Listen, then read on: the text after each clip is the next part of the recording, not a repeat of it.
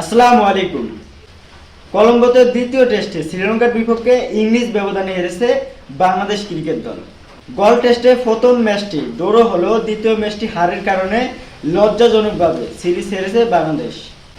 অন্যদিকে test cricket format থেকে অধিনায়কত্ব চাইলেন নাজমুল হোসেন শান্ত।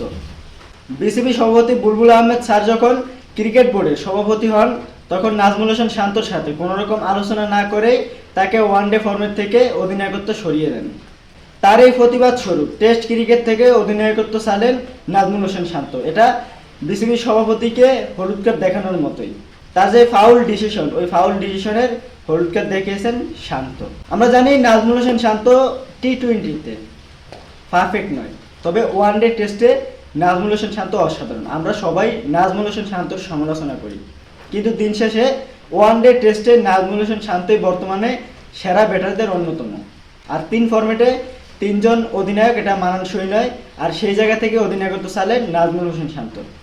দলের ভালোর জন্যই এই অধিনায়কত্ব ছাড়া। কলম্বো টেস্টে বাংলাদেশ যেভাবে হারছে সেটা লজ্জাজনক।